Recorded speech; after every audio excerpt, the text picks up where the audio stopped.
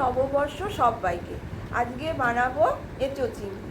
এখানে এঁচোড় আর আলু কেটে নিয়েছি, কুকারে জল বসিয়ে দিয়েছি, দিলাম অল্প একটু সর্ষের তেল, নুন, হলুদ, এঁচোড় দিয়ে চাপা দিয়ে 3টে সিটি করার পর অফ করে দেবো। কড়াই সর্ষের তেল দিয়ে আলুগুলো দিয়ে দিয়েছি। এবার আলুগুলো খুব ভেজে তুলে নিতে হবে। আলু ভাজা হয়ে গেছে, দিয়ে দিচ্ছি চিংড়ি মাছ। চিংড়ি মাছগুলো ভেজে তুলে নিলাম।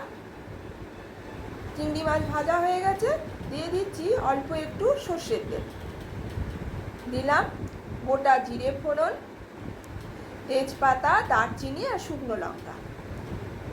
এবার দেব একটা কুচনো পেঁয়াজ আর থেতো করা 4 কোয়া রসুন, আর দিয়ে দিচ্ছি একটা পেঁয়াজ বাটা। এবার খুব ভালো করে ভেজে নিতে হবে যাতে পেঁয়াজের কাঁচা গন্ধ না থাকে। এখানে 50 গ্রাম টক দইতে দিচ্ছি 2 চামচ আদা লঙ্কা বাটা, 1 চামচ হলুদ গুঁড়ো, 1 চামচ ধনে গুঁড়ো, আর কালার হওয়ার জন্য দিচ্ছি 1 চামচ কাশ্মীরি লঙ্কা আর 1/2 চামচ জিরে গুঁড়ো। এখানে মশলায় 2 চামচ চিনি দিয়ে দিলাম যাতে কালারটা খুব সুন্দর হয়, আর দিচ্ছি একটা কুচনো টমেটো। এবার ভালো করে ভেজে নিতে হবে। দিচ্ছি অল্প একটু ঘি।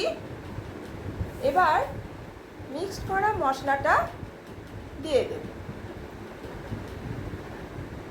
দিয়ে একটু ভালো করে নেড়ে চেড়ে দিয়ে দিচ্ছি মশলা ধোয়ার জলটা।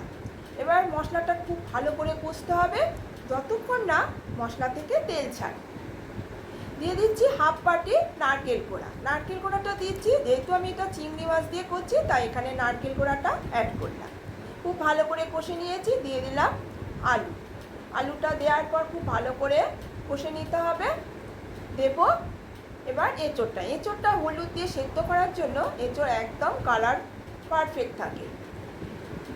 এঁচোড় আর আলু ভালো করে কষে নিলাম। বা দিয়ে দিচ্ছি পরিমাণ মতন লবণ,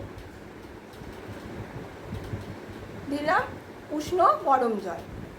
এবার রান্নাটা ফুটতে শুরু করলে দিয়ে দেব চিংড়ি মাছগুলো। চিংড়ি মাছটা দিয়ে দিলেই রান্নাটা মোটামুটি রেডি। আর নামাবার আগে দিয়ে দিতে হবে গরম মশলা।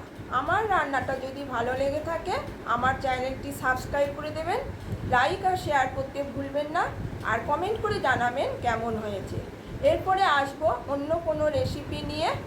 আজ এই পর্যন্ত, নমস্কার। সবাই ভালো থাকবেন, বানিয়ে ফেলুন এঁচোড় চিংড়ি।